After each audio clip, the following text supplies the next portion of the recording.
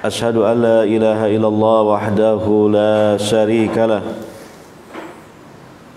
wa asyhadu anna Muhammadan abduhu wa rasuluh sallallahu alaihi wa ala alihi wa sahbihi ajma'in wa man tabi'ahum bi ihsanin ila yaumiddin, amma ba'd. Hadirin wal hadirat, mustami'in wa mustami'at rahimani wa rahimakumullah. Alhamdulillah, pada kesempatan kali ini kita masih diberi kesempatan oleh Allah Subhanahu wa taala.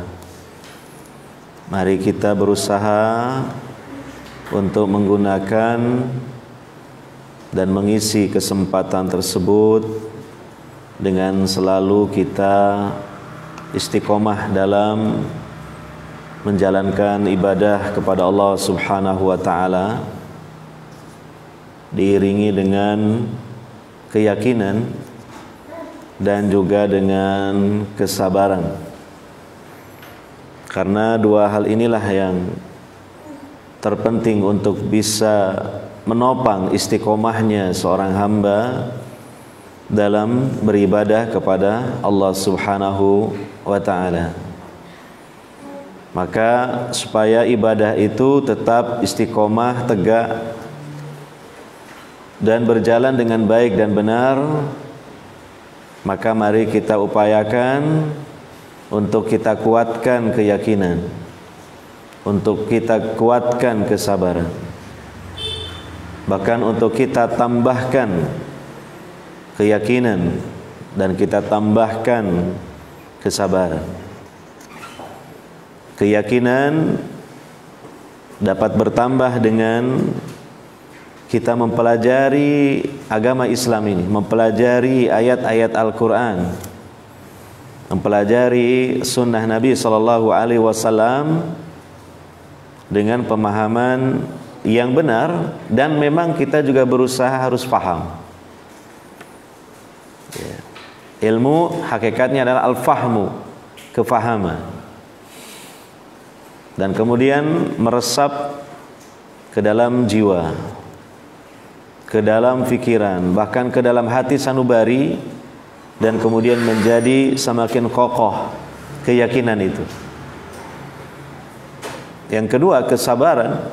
Kesabaran harus kita latih seiring dengan kita mempelajari ilmu tentang sabar yang disebutkan di dalam Al-Quran, baik petunjuk Allah Subhanahu wa ta'ala maupun juga dari kisah-kisah keteladanan kesabaran hamba-hamba Allah yang saleh, yang mereka bersabar dalam menghadapi cobaan hidup.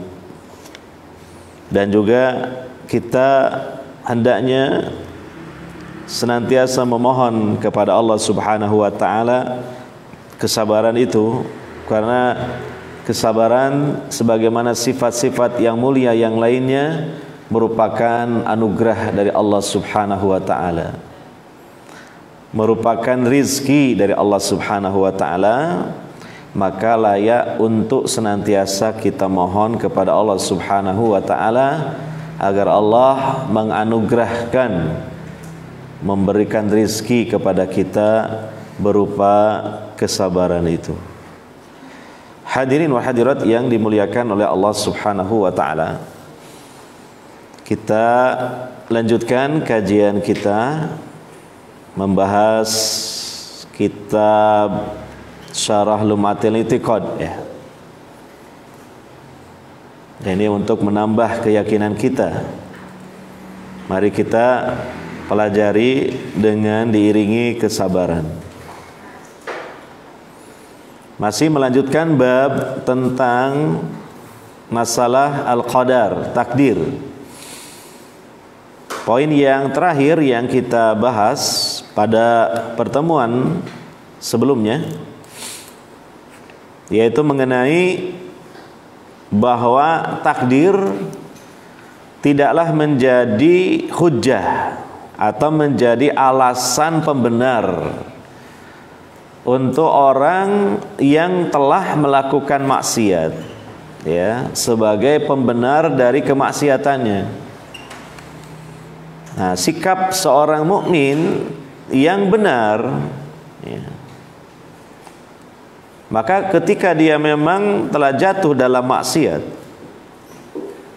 karena seorang mukmin itu, ya, dia tidak maksum dari perbuatan maksiat. Bahkan Nabi SAW mengatakan kullu bani Adam khata'un wa khairul khata'in at-tawwabun. Semua manusia itu banyak melakukan kesalahan, tapi sebaik-baik yang banyak melakukan kesalahan yang paling banyak bertaubatnya kepada Allah Subhanahu wa taala. Maka kalau seorang mukmin ini telah jatuh ke dalam dosa maksiat, ya dia jujur saja bahwa dia telah bersalah, dia telah berbuat zalim, dia telah melanggar larangan Allah, dia telah melakukan hal yang membuat Allah murka kepadanya. Maka kemudian dia berusaha untuk bertaubat kepada Allah Subhanahu wa taala, dan dia inabah kembali kepada jalan yang benar, ya. Dan sikap seperti ini justru ini mendorong untuk bertaubat, karena dia telah merasa bersalah, dia menyesal, ya, dia ingin bahwa ke depan tidak lagi melakukan hal tersebut. Dia ingin ke depan dia tidak ingin jatuh ke dalam lubang yang sama untuk yang kedua kalinya. Tapi kalau kemudian seseorang sudah memiliki keyakinan di mana keyakinan ini salah, yang ada kaitannya dengan takdir, bahwa kemudian setelah dia melakukan kesalahan, dia merasa ini sudah takdir, gitu ya.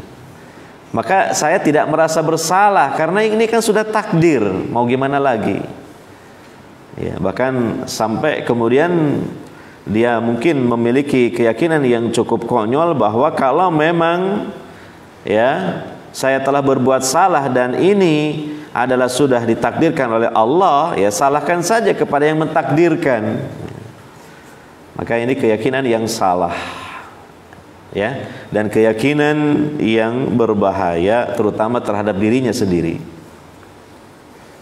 Oleh karenanya ini kita terakhir membahas tentang poin ini, ya. Jangan sampai karena memang kita sudah mengenal takdir, sudah membahas walaupun belum tuntas, ya, sebagian permasalahan takdir, lantas setelah melakukan maksiat mencari pembenaran dengan alasan takdir. Ini tidak dibenarkan, ini tidak pantas, tidak beradab seorang hamba Allah, ya, kepada Allah Subhanahu wa ta'ala yang memang hakikatnya mentakdirkan segala sesuatu dan mentakdirkan segala kejadian dan peristiwa, ya. Nah, kita sudah sampaikan beberapa, ya, mungkin baru sedikit, ya, alasan bahwa tidak pantas seorang hamba yang telah melakukan maksiat dia beralasan atau mencari pembenaran dengan alasan takdir, ya. Alasan yang pertama saya ringkas untuk diulang kembali sedikit, bahwa Allah Subhanahu wa ta'ala menyandarkan amal hamba itu kepada si hamba sebagai suatu kasb atau satu usaha dari seorang hamba, ya, yang kemudian karena memang itu adalah hasil dari usaha seorang hamba, Allah pun memberikan balasan yang setimpal kepada si hamba itu sesuai dengan usahanya, ya. Yang baik dibalas pahala dan tentu kenikmatan di akhirat. Yang buruk dicatat sebagai dosa yang tentu bisa mendatangkan murka bahkan siksaan neraka dari Allah Subhanahu wa ta'ala di akhirat, ya. Allah berfirman, al-yauma tujza kullu nafsim bima kasabat pada hari ini dibalas setiap jiwa, setiap manusia terhadap apa yang telah dia usahakan. Nah, jadi disandarkanlah ya perbuatan hamba itu kepada si hamba yang secara dohirnya dan secara langsung memang dia yang berbuat. Oleh karenanya, kalau orang telah melakukan maksiat karena itu merupakan hasil dari usahanya, salahkanlah dirinya. Ya, dia merasa lalai, ya, dia mengikuti hawa nafsu, dia mengikuti kemalasan, ya, merasa menyesal dan bertaubatlah kepada Allah Subhanahu wa taala. Pasti Allah Subhanahu wa taala mengampuni taubat seorang hamba jika taubatnya dilakukan dengan memenuhi syarat-syarat diterimanya taubat. Nah, bahkan Allah Subhanahu wa taala plus memberikan pahala bagi orang yang bertaubat. Ya, jadi dosanya diampuni, kemudian diberi pahala dengan sebab taubat, karena taubat itu merupakan ibadah. Ibadah yang wajib. Ya. Ya, kita menemukan beberapa ayat dalam Al-Quran Allah memerintahkan hamba-hambanya yang mukmin untuk bertaubat kepadanya. Ya, perintah ini menunjukkan ibadah kepada Allah Subhanahu wa taala. Perintah menunjukkan seorang hamba jika mengerjakannya dengan ikhlas dan sesuai dengan tuntunan Nabi SAW, maka dia beroleh pahala. Yang kedua, innallaha amaral abda wa nahahu wa lam yukallifhu illa ma yastati'u liqaulihi ta'ala la yukallifullahu nafsan illa wus'aha fattaqullaha mastata'tum. Yang kedua, ya, bahwa tidak layak seorang hamba yang telah melakukan maksiat dia berdalih dengan takdir, ya. Sesungguhnya Allah memerintahkan seorang hamba dan melarang seorang hamba, ya, Allah mendatangkan syariat berupa perintah, berupa larangan, ya. Allah tidaklah membebani seorang hamba melainkan sesuai dengan kemampuan seorang hamba. Ya, ayatnya tadi saya baca di surah apa dia salat maghrib, ya. La yukallifullahu nafsan illa wus'aha. Tidaklah Allah membebani satu jiwa pun melainkan sesuai dengan kesanggupannya, sesuai dengan kemampuannya. Ya. Kalau misalnya ada perintah yang seorang hamba memang ternyata betul-betul tidak mampu, ya, maka bisa jadi Allah memberikan keringanan dari sisi melaksanakannya. Ya, contoh masalah sholat, ya, karena mungkin seseorang sedang sakit, dia tidak bisa melaksanakan gerakan-gerakan sholat secara sempurna, maka tidak masalah, dia lakukan saja gerakan yang memang sesuai dengan kemampuannya. Kalau tidak bisa berdiri, bisa sambil duduk. Tidak bisa sambil duduk, bisa sambil berbaring. Gitu. Dan juga bahkan sebagai rahmat Allah Subhanahu wa taala ketika seorang hamba menghadapi satu kerepotan yang besar ataupun satu kesusahan, ya, di dalam melaksanakan dari suatu perintah Allah, maka juga Allah memberikan keringanan. Ya, contoh masalah sholat, ya, ketika safar ada namanya qasar, ya. Bahkan boleh juga digabung dengan menjama', nah, gitu. Maka dalam kaidah fikih disebutkan satu kaidah al-masyaqqatu tajlibut taisir. Adanya keberatan, adanya kerepotan yang sangat, ya, malah itu mendatangkan keringanan. Ya, atau kalau memang ternyata seorang hamba betul-betul tidak mampu sama sekali untuk melaksanakan suatu perintah, maka bisa jadi perintah itu gugur untuknya sampai kemudian dia berkemampuan, atau sampai pun seumur hidup dia tidak berkemampuan, gugur kewajiban itu untuk dia seumur hidupnya. Contoh ibadah haji, Ini merupakan rukun Islam, salah satu rukun Islam dan wajib hukumnya ya bagi seorang mukmin mukminah. Ya, akan tetapi ketika tidak ada kemampuan, karena memang diharuskan ada kemampuan untuk menunjangnya. Walillahi 'alan nasi hajjul baiti man istata'a ilaihi sabila. Ya. Dan untuk Allah atau karena Allah melaksanakan haji menuju Baitullah bagi siapa yang mampu, man istata'a ilaihi, kepadanya sabila, perjalanannya. Maka di situ menyangkut kemampuan secara badaniyah, fisiknya sehat dan kuat. Karena ibadah haji juga merupakan ibadah badaniyah, ibadah fisik. Ya.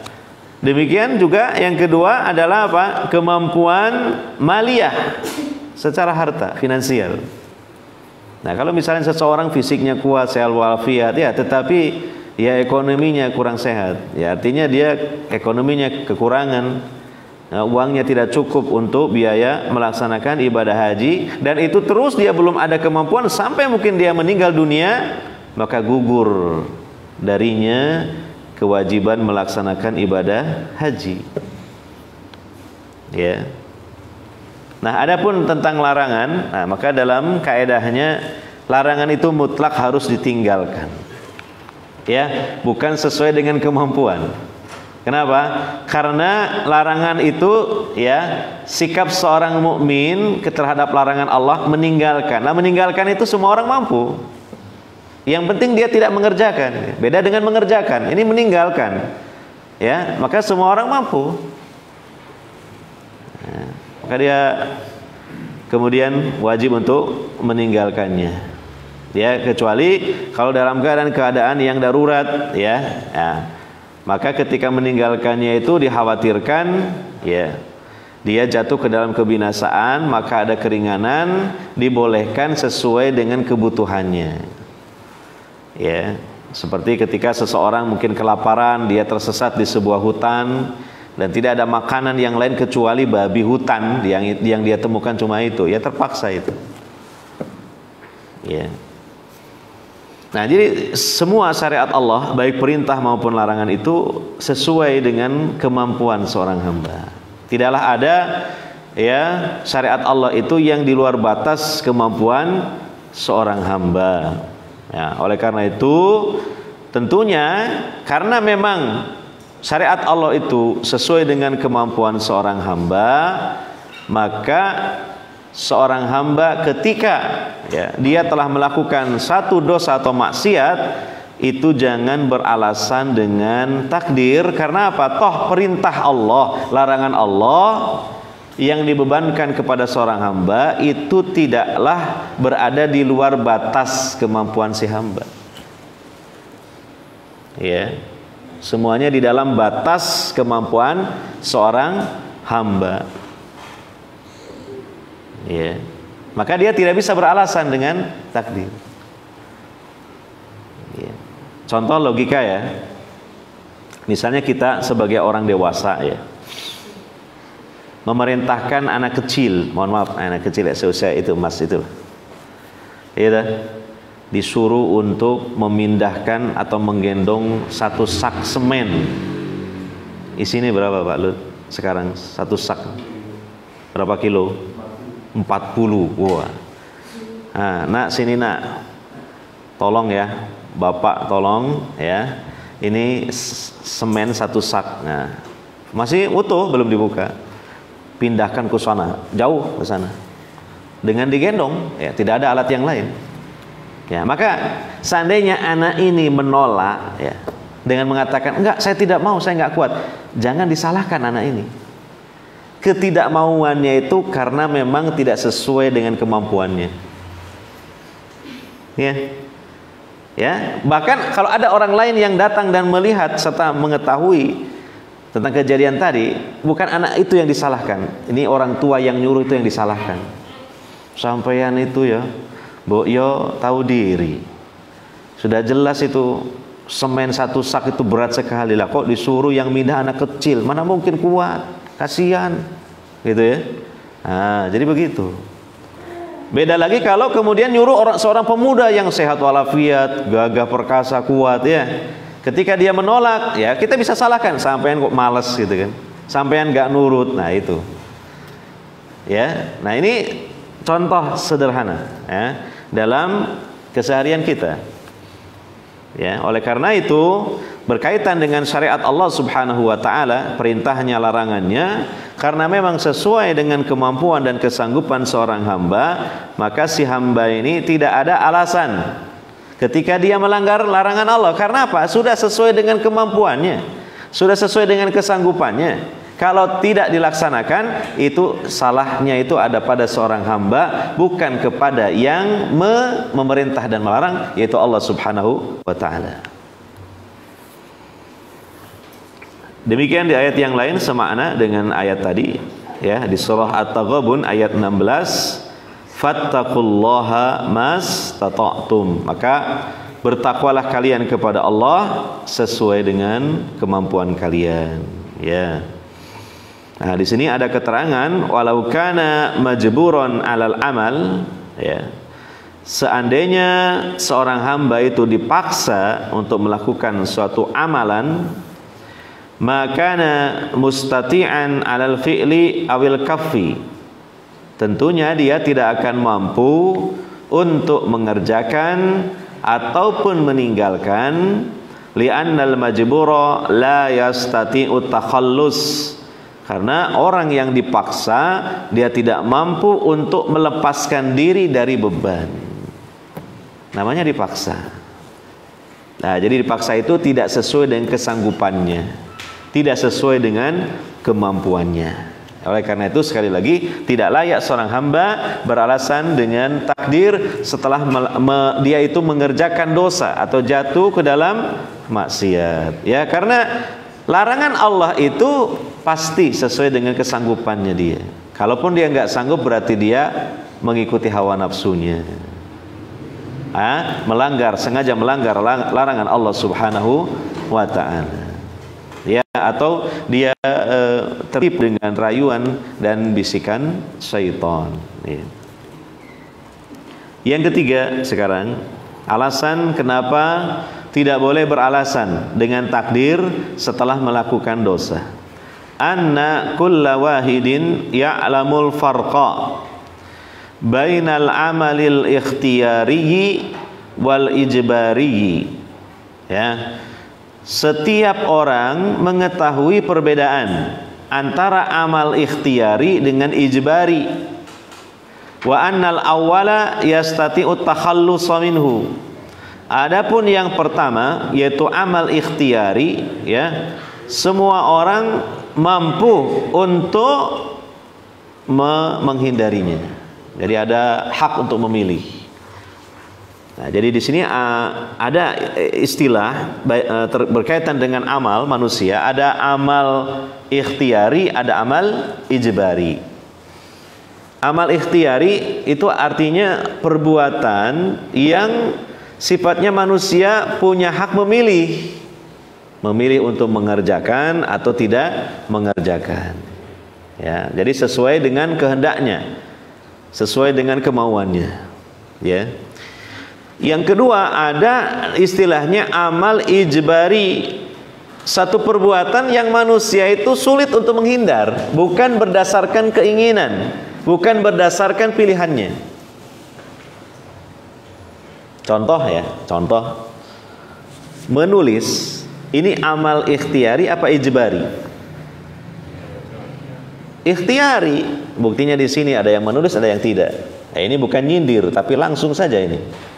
Ya, ini menunjukkan amalan pilihan, ya kan? Ada yang memilih menulis, dia menulis. Ada yang memilih tidak menulis, ya tidak menulis. Ya nggak apa-apa tidak menulis, ya. Yang penting kan diperhatikan dan paham gitu, ya. Ya syukur-syukur kalau menulis. Nah, itu. Ini contohnya, ya. Menulis itu masuk kategori al-amalul ikhtiyari. Amal ikhtiyari berdasarkan pilihan, berdasarkan kemauan. Mau menulis silakan, ya, dia bisa menulis. Kalaupun dia memilih tidak menulis, ya dia tidak menulis. Begitu. Iya. Nah, sekarang contoh yang kedua, amal ijbari. Amal yang tidak berdasarkan pilihan kita dan kita tidak memiliki kehendak di situ, tidak ada keinginan. Contoh apa? Misalnya sekarang ada di antara kita ini, contoh belum tentu ada ya. Dia kena demam. Tapi dia memaksakan diri ke sini, tadi kena hujan, kena air, nyampe di sini tambah parah demamnya, tubuhnya itu bergetar, ngejer. Ini ngejer itu bukan digejerkan, nggak mungkin dikejerkan. Istilahnya ngejer sendiri karena reaksi tubuh. Dia kena demam, panas, dingin, akhirnya sampai apa? Gemetaran itu. Terutama di ujung-ujung jari tangannya kelihatan gemetaran. Ini gemetaran bukan digoyangkan oleh dia, enggak. Bukan berdasarkan pilihan, bukan berdasarkan keinginannya. Ya, karena itu adalah respon tubuh, dia kena demam, ya. Maka apa? Bergetar itu tubuh. Nah, ini contohnya amal ijbari. Itu. Nah, sekarang pertanyaannya, kalau ngantuk di pengajian kira-kira masuk yang mana ini? Bingung ya? Iya, ngantuk ini ya, amal ikhtiari apa ijbari? Ijbari ya? Ya udah, kalau memang untuk sementara kita memutuskan amal ijbari, cobalah paksa diri antum untuk melek. Kalau tetap nggak bisa, udah wudu dulu lah ke sana gitu. Iya. Nah, mungkin saja itu masuk amal apa? Ijbari gitu. Tapi kan bisa dikurangi lah, atau bahkan dihilangkan dengan ikhtiar, dengan usaha yang lain maksudnya. Ya, mungkin dengan kita ke belakang wudu atau cuci muka dulu, nah itu. Nah, itu. Atau mungkin takmirnya yang ngirimi kopi, nah itu bisa mungkin lah. Gitu. Bakso nanti aja, baksonya susah kalau pas ikut pengajian sambil makan bakso gitu kan. Nanti juga ustadznya ini yang ceramah tidak konsen karena kepingin gitu kan. Ya, diiming-imingi gitu. Iya. Intinya amal ada ikhtiari, ada ijbari. Kita bisa membedakan. Ya, maka apa? Untuk masalah seseorang itu nanti dapat pahala atau tidak dapat pahala, ya, dia berdosa atau tidak. Ini biasanya berkaitan dengan amal ikhtiari, gitu loh. Bukan ijbari. Seorang hamba tidak dipaksa. Iya. Orang ya bermaksiat, misalnya lah dia berjudi, ini amal ikhtiari, berjudi ini. Ya, berdasarkan pilihannya, berdasarkan keinginannya dia berjudi. Bahkan dari rumahnya dia berangkat menuju majelis judi di situ, lalu bergabung dengan komunitasnya gitu. Nah, jadi tidak dipaksa. Makanya pantaslah kalau dia berdosa, Allah catat dosa gitu. Ya.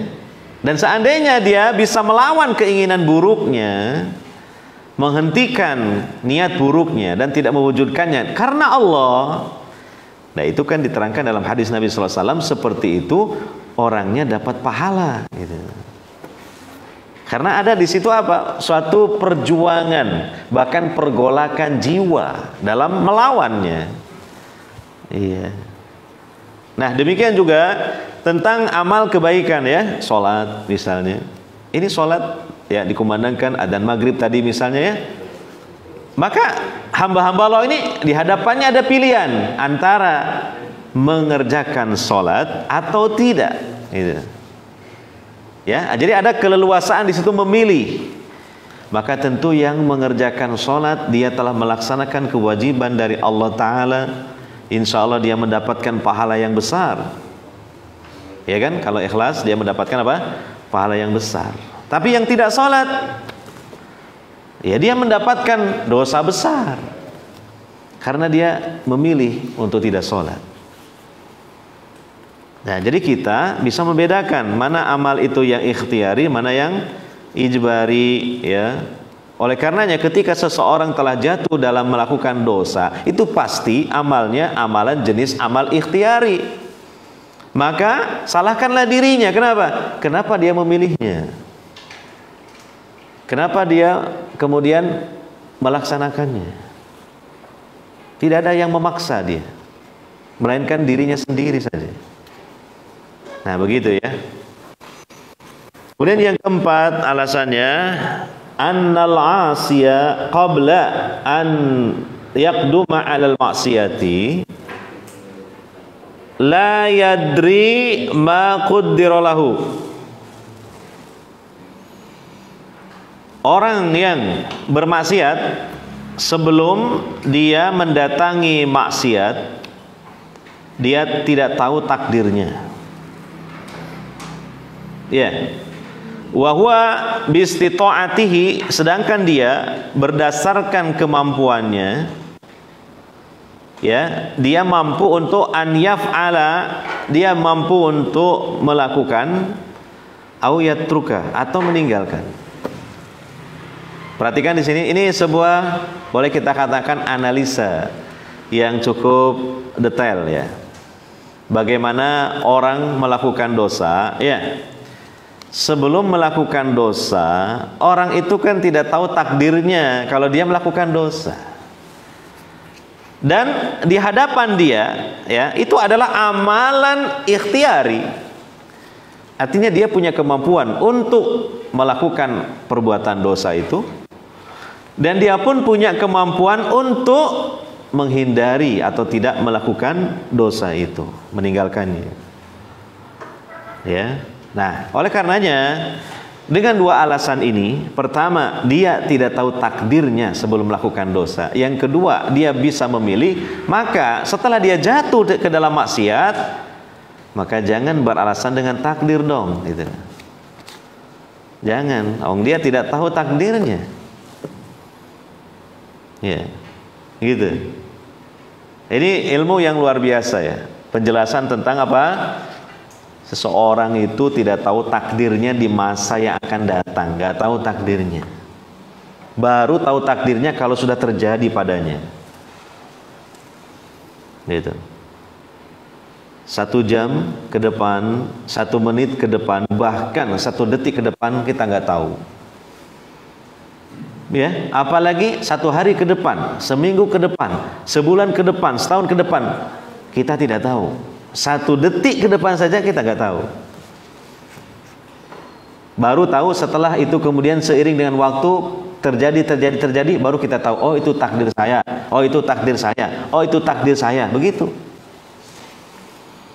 Ya, termasuk takdir dalam melakukan amal baik. Demikian juga takdir dalam melakukan amal buruk. Sebelum seorang hamba sampai kepada perbuatan-perbuatan tadi, dia tidak tahu takdirnya.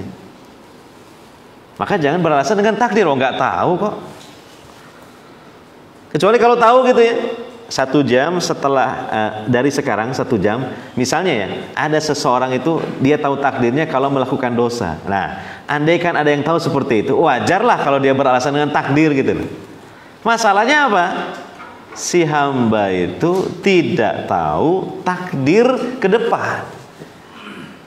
Ya, diantaranya dalam melakukan apa? Dosa. Oleh karena itu di sini dijelaskan, fa kaifa yaslukut tariqal khata'a. Maka bagaimana kok dia itu menempuh jalan yang salah? Ya. Kenapa dia memilih jalan yang salah, menempuh jalan yang salah? Ya, wa yahtajju bil qadar al majhuli. Ya, lalu dia beralasan dengan takdir yang belum diketahui sebelumnya oleh dia. Alaysa minal ahra, bukankah sepantasnya atau lebih baik, ya, an yasluka tariqas sahih, dia menempuh jalan yang benar, jalan yang lurus, jalan yang menghantarkan kepada ketaatan kepada Allah Subhanahu wa taala. Wa yaqul, dan dia mengatakan apa? Hadza ma qaddara li, ini sudah ditakdirkan untukku. Tapi jarang orang beralasan begitu. Orang setelah melakukan ibadah kok jarang mengatakan ini sudah ditakdirkan oleh Allah. Malah yang ada apa? Orang beralasan dengan takdir setelah melakukan dosa. Ini keliru. Ya. Jadi ini bantahan lah, bantahan. Yang kelima, yang terakhir ya. Yang kelima, annallaha akhbara annahu arsala rusula liqatil hujjah. Sesungguhnya Allah Ta'ala mengabarkan bahwa Dia mengutus para rasul, ya, untuk memutus hujjah. Maksudnya untuk membungkam alasan dari hamba-hambanya, untuk membungkam, ya, alibi dari hamba-hambanya. Ya. Dalam surah An-Nisa ayat 165 Allah Ta'ala berfirman, li'alla yakuna linnasi 'alallahi hujjatum ba'dar rusul. Ya, supaya jangan ada bagi manusia itu hujjah terhadap Allah, alasan, alibi terhadap Allah setelah diutusnya para rasul. Ya, di sini dijelaskan sebagai catatan, walau kanal qadaru hujjatan lil 'asi, seandainya takdir itu menjadi alasan pembenar bagi orang yang melakukan maksiat, maka apa? Lam tanqati, tidaklah putus, tidaklah membungkam tadi, ya, bi irsalir rusul, dengan diutusnya para rasul. Jadi begini, ya, Allah mengutus para rasul itu kan rasul menyampaikan hukum-hukum Allah, penjelasan dari Allah tentang jalan kebenaran, jalan kesalahan, jalan kebatilan, jalan menuju surga, jalan menuju neraka, diterangkan semua. Bahkan Nabi SAW dalam hadis juga demikian mengatakan, tidaklah ada perkara yang bisa mendekatkan kalian kepada surga melainkan aku sudah menerangkannya, dan tidak ada perkara yang bisa menjauhkan kalian dari neraka melainkan aku sudah menjelaskannya. Ya.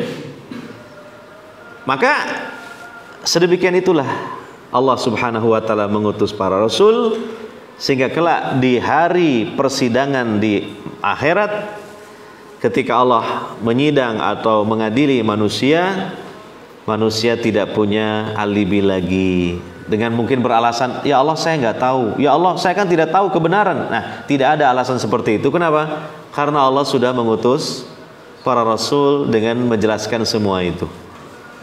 Nah, seandainya seorang yang telah bermaksiat dibenarkan, dia beralasan dengan takdir, tentu apa gunanya Allah mengutus para rasul untuk membungkam alibi mereka?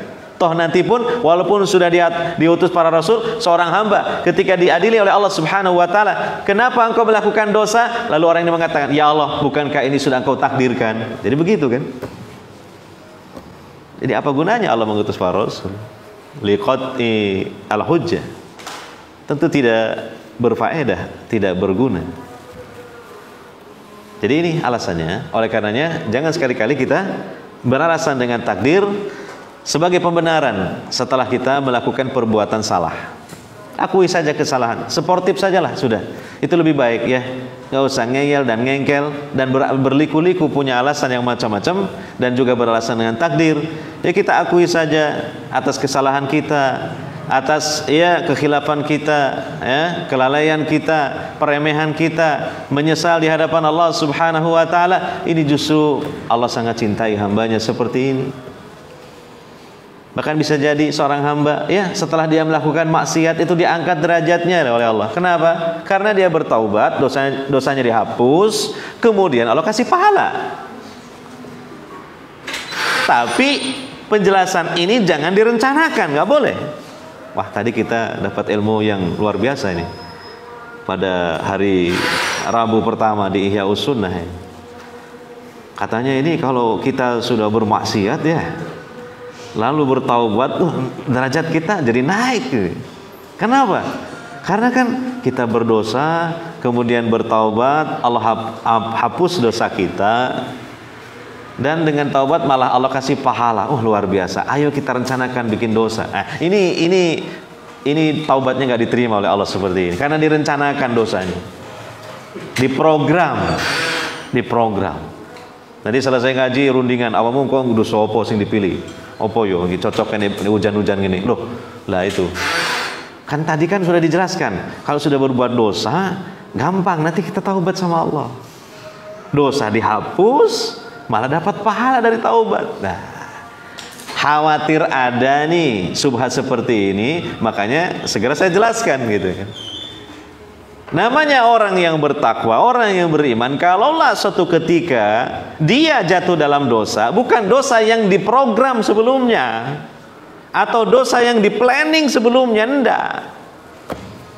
Ya sebentar lagi insya Allah kita masuk 2022. Kira-kira dosa apa yang kita bikin ya? Loh, ini permainan namanya. Allah mengatakan ya dalam Al-Quran, innallaha yataqabbalu minal muttaqin. Ya, jadi atau dalam atau kalau tidak salah begini ayatnya, innama yataqabbalallahu minal muttaqin. Nah itu innama yataqabbalallahu minal muttaqin. Sesungguhnya Allah itu hanyalah menerima, ya, menerima kebaikan, termasuk taubat itu kan ibadah kebaikan dari orang-orang yang bertakwa. Maka dosa yang direncanakan, dosa yang di-planning sebelumnya itu bukan karakteristik orang yang bertakwa itu. Itu namanya orang-orang yang suka mempolitisasi hukum Allah. Dan itu bagian dari kebiasaan orang-orang Yahudi. Ya, hendaknya kita jauhi sejauh-jauhnya.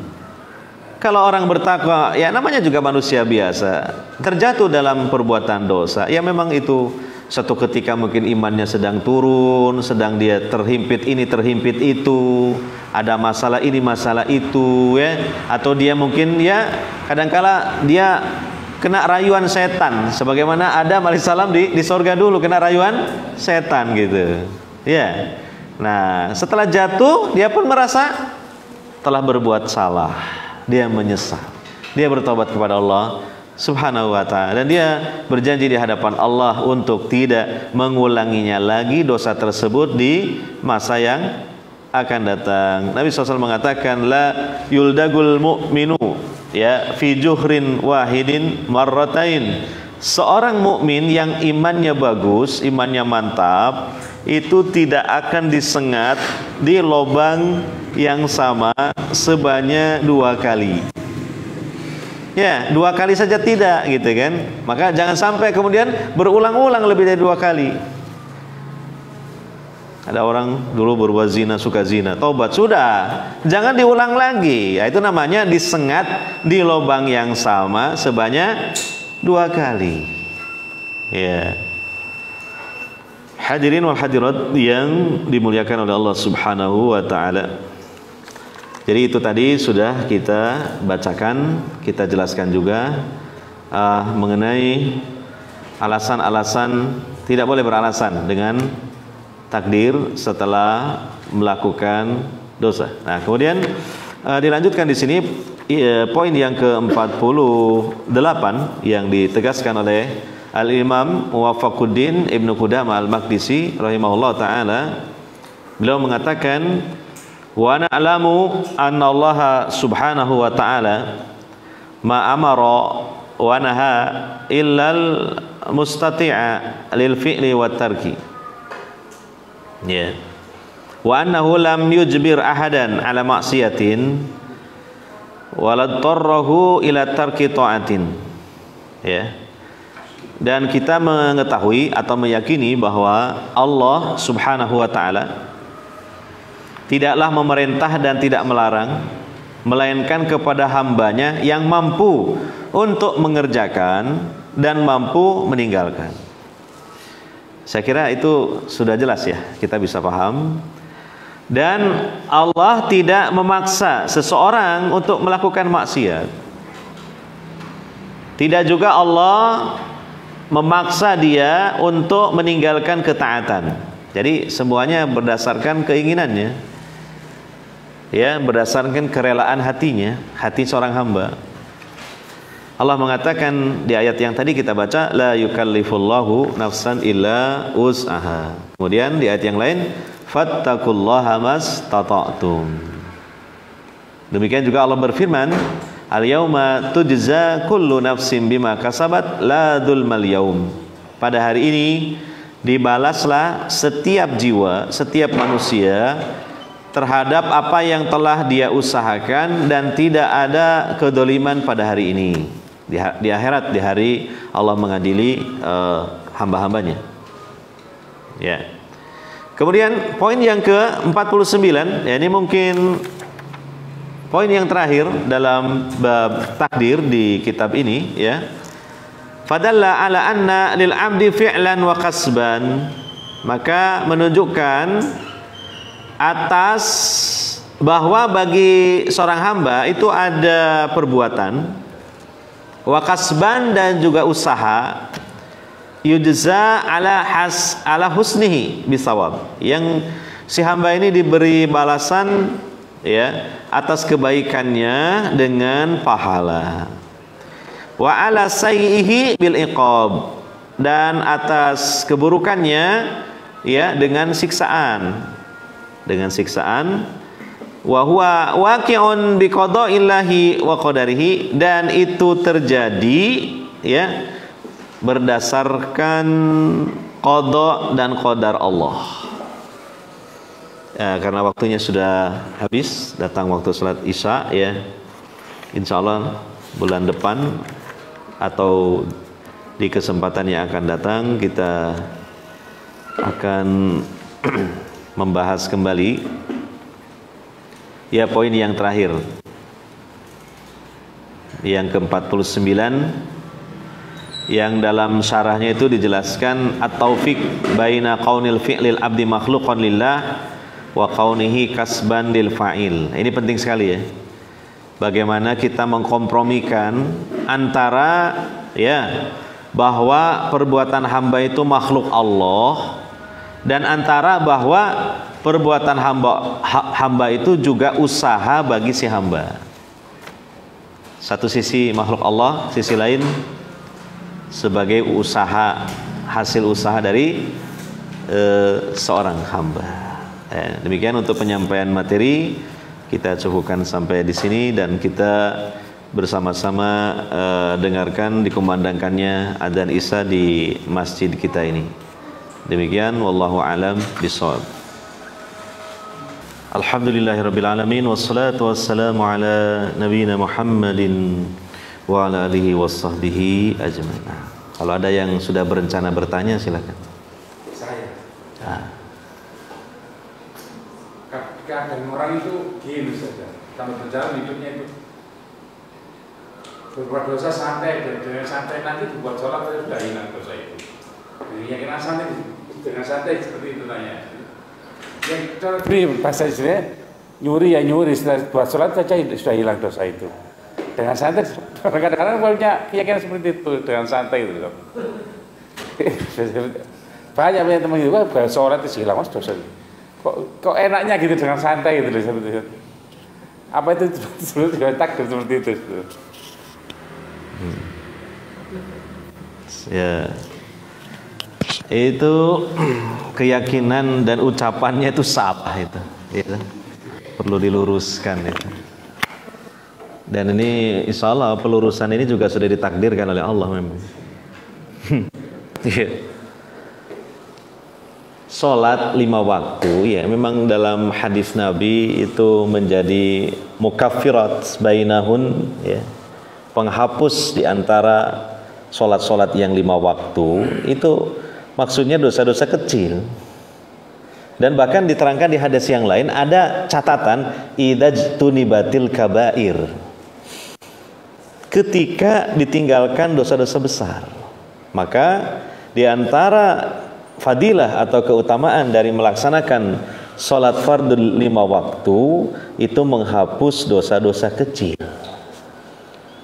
Nah, ini tadi orang ini sepertinya karena tadi menggampangkan, meremehkan dan santai tadi, ya, itu ada kemungkinan setelah sholat dia mencuri lagi, toh nanti kan ketemu sholat berikutnya lagi. Nah, padahal pertama yang dihapuskan oleh sholat fardhu 5 waktu itu dosa kecil, ya. Yang kedua disyaratkan meninggalkan dosa besar. Lah dia itu masih terus melakukan dosa besar berupa mencuri.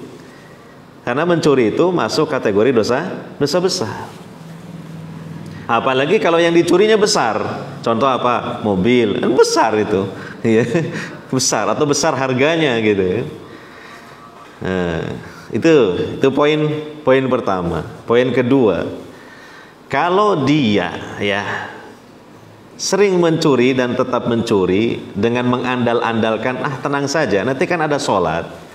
Sholat itu menghapus dosa. Nah, ini mengindikasikan sholatnya itu gak benar. Kenapa? Kalau seorang hamba sholatnya benar, insya Allah dapat mencegah dirinya dari perbuatan keji dan munkar.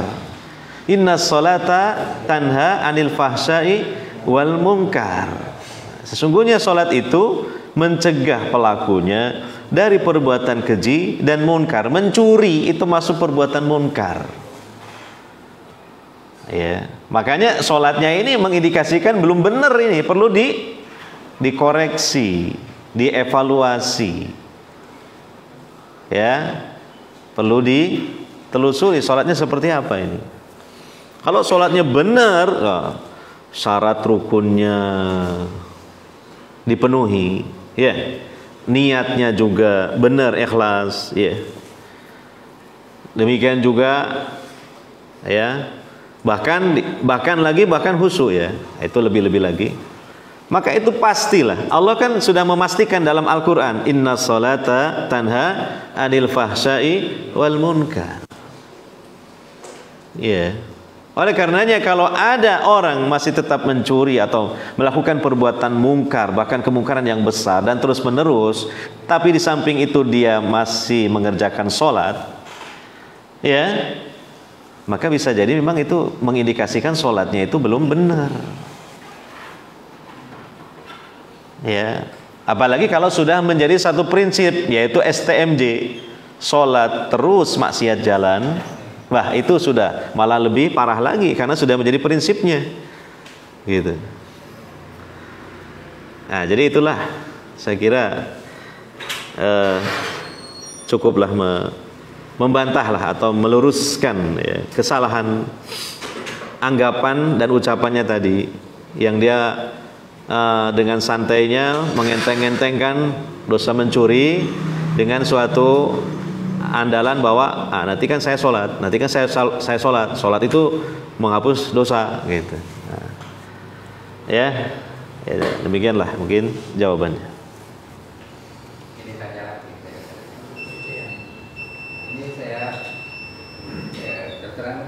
Kita tidak lepas daripada pandangan lihat TV, mungkin HP ada sesuatu yang tidak manfaat, mungkin tidak ada gunanya di dalam agama ini. Apakah bisa dihapuskan dengan wudhu? Karena saya pernah membaca hadis di dalam kitab Bukhari, ada seseorang mencium seorang perempuan, setelah itu mengadu kepada Rasulullah, lalu Rasulullah mengatakan bahwa ini, lalu turun ayat kalau salah surat waktu itu. Setelah itu dihapuskan dosanya oleh Allah Subhanahu wa Ta'ala. Apakah ini berlaku pada saya saja? Rasulullah berkata tidak, bagi seluruh umat saya nanti. Apakah dihadapi yang kurang sedap mungkin atau televisi ini bisa dihapuskan dengan wudhu? Ya, iya, insya Allah demikian. Yang saya pelajari juga demikian, dan termasuk para ulama ketika mensyarah hadis Nabi sallallahu alaihi wasallam, ya, bahwa Nabi bersabda, ittaqillaha haitsuma kunta wa atbi'is sayyi'atal hasanata tamhuha wa khaliqin nas bi khuluqin hasan. Bertakwalah engkau kepada Allah di mana saja engkau berada, dan apa? Ikutkanlah amal keburukan dengan amal kebaikan. Niscaya amal kebaikan itu dapat menghapuskannya. Dan berakhlaklah kepada sesama manusia dengan akhlak yang baik. Nah, untuk poin yang kedua, wa atbi'is sayyi'atal hasanata tamhuha. Ini dijelaskan oleh para ulama apa yang dimaksud dengan amal-amal baik menghapus amal-amal buruk, ya. Di antaranya yang pertama adalah taubat. Nah, ini yang paling utama. Taubat itu serbaguna. Taubatan nasuha, ya. Itu adalah kebaikan dan menghapus keburukan. Maksudnya menghapus dosa-dosa yang ditaubati.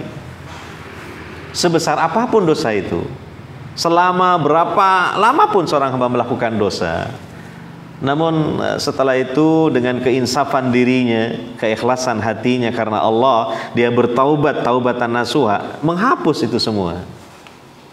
Ya, itu yang pertama. Yang kedua, memperbanyak istighfar. Tapi istighfar ini untuk dosa-dosa kecil. Kalau untuk dosa besar harus dengan taubatan nasuha. Ya.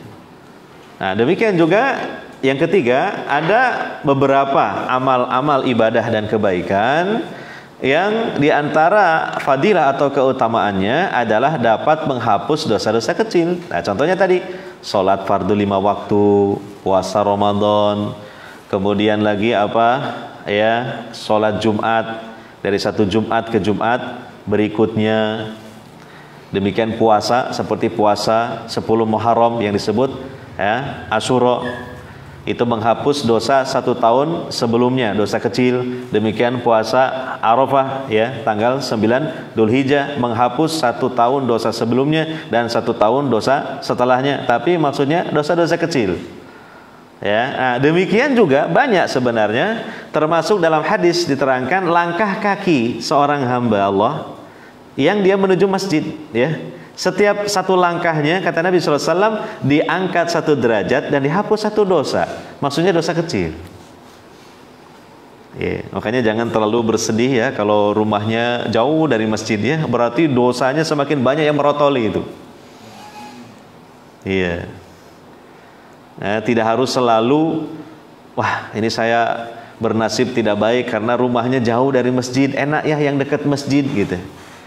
Ya, tidak selalu begitu. Tergantung juga. Kadang-kala yang dekat masjid dia tidak pernah ke masjid. Bahkan setiap kali ada adzan dia merasa gerebegen. Gitu. Ada yang seperti itu. Nah, jadi tidak masalah. Dan itu sudah pernah terjadi di zaman Nabi Sallallahu Alaihi Wasallam. Bani Salimah, dia ingin ya rumah-rumah mereka dekat dengan Masjid Nabawi. Ya, tapi kan tidak selalu memungkinkan seperti itu. Apalagi ya rumah-rumah yang sudah dekat dengan masjid sudah padat, sehingga untuk pendatang baru belum tidak mendapatkan bagian tanah atau tempat di situ. Maka tidak masalah. Itu semakin jauh otomatis semakin banyak langkah kaki ke masjid, perginya, pulangnya. Nah, itu kan menghapus dosa-dosa kecil. Ya. Nah, demikian juga wudu, itu kan diterangkan dalam hadis Nabi SAW bahwa dosa-dosa ya yang dilakukan oleh anggota wudu ya seperti wajah, tangan, kaki ya akan tergerus seiring dengan kucuran air wudu yang terakhir. Ya, akan tergerus dengan basuhan air wudu. Nah, wajah ini ya dosa apa sih ya yang masuk kategori dosa kecil yang berada di wajah? Pertama mata. Kedua yang paling umum adalah lisan. Karena mata dan lisan atau mulut, lidah ini terletak di wajah. Maka insya Allah itu dapat tergerus dosa-dosa yang dilakukan oleh mata, oleh lisan dari dosa kecil keseharian dengan seiring basuhan air wudu, terutama ketika seseorang membasuh wajahnya dalam berwudu. Itu. Dan menurut Syekh Utsaimin rahimahullah taala, lebih utama lagi hendaknya diniatkan dan diyakini keutamaannya ketika seseorang berwudu, pada saat membasuh wajah, dalam hatinya munculkan satu harapan dan niat bahwa saya sudah melakukan dosa lewat mata saya ya, dengan melihat hal-hal yang tidak dibolehkan dilihat oleh syariat ya. Demikian juga lidah saya pernah mengucapkan kata-kata yang mungkin mengandung dosa. Nah, maka ketika membasuh wajah ya, dengan air wudhu itu, munculkan niat seperti itu semakin kuat nanti insya Allah pengabulannya oleh Allah Subhanahu wa Ta'ala. Nah, ini penjelasan pertama. Yang kedua, tetap saja saya ulang kembali ya, jangan mengandal-ngandalkan dengan adanya fadilah-fadilah dari satu amal kebaikan bahwa itu menghapus dosa, lantas berbuat dosanya direncanakan gitu. Direncanakan, jangan. Atau itu tadi seperti pertanyaan ketua takmir kita tadi, ya kan? Diandal-andalkan, tenang saja, saya lihat yang haram-haram juga nggak apa-apa, habis gitu saya wudhu kok. Lah, ya seperti ini kan itu tadi, innama yataqabbalallahu minal muttaqin. Ya, sesungguhnya Allah itu hanyalah menerima kebaikan dari orang-orang yang bertakwa. Maka merencanakan dosa dan mengandalkan penghapusan dosa dari satu amalan yang rutin dan dia pun melakukan dosanya dirutinkan, ya, itu bukan bagian dari karakter al-muttaqin, orang yang bertakwa. Ya, toh ya, menurut penjelasan para ulama, ya, tidak ada dosa besar kalau diiringi dengan taubat. Tidak ada dosa kecil kalau dilakukan terus-menerus. Ya, la kabirata ma'at taubah wala saghirah ma'al israr, itu istilahnya. Ya, tidak ada dosa besar kalau diiringi taubat. Artinya sebesar apapun dosa, kalau kemudian seorang hamba melakukan taubat, selesai dosa besarnya. Tapi sebaliknya, nah ini jangan meremehkan. Ya, tidak ada dosa kecil, artinya bisa jadi dosa kecil yang terus-menerus dilakukan akan menumpuk-numpuk jadi dosa besar juga. Ya, sedikit demi sedikit, lama-lama jadi bukit begitu. Nah, jadi dosa kecil itu juga jangan diremehkan. Jangan, ini kan dosa kecil, bukan dosa besar.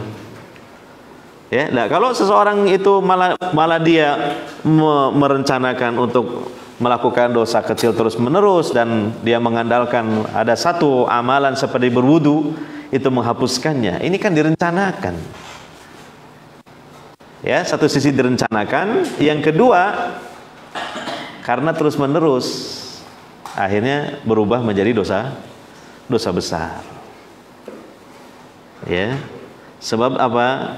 Bisa jadi keutamaan dari wudu menghapus dosa kecil tidak dia dapatkan karena apa? Karena ngandal-ngandalkan dan merencanakan tadi. Maka catatan mengandal-ngandalkan dan merencanakan itu dihapus dari catatan kita. Kalaulah kita jatuh dalam dosa kecil, ya sudahlah, itu mungkin kehilapan kita, kelalaian kita. Suatu saat mungkin iman kita turun, atau mungkin kita mengikuti hawa nafsu, gitu, atau mungkin mengikuti rayuan setan, ya, atau mungkin kena pengaruh teman dan sebagainya. Nah, setelah itu ya sudah, banyak beristighfar, melakukan amal-amal kebaikan terutama yang bisa menghapus dosa kecil, dan berupaya lagi untuk tidak jatuh. Ya, untuk tidak jatuh, ya. Diperketat lagi lah gitu. Walaupun mungkin nanti jatuh lagi entah berapa lama, tapi kan diperketat lagi. Demikian, wallahu alam bishawab.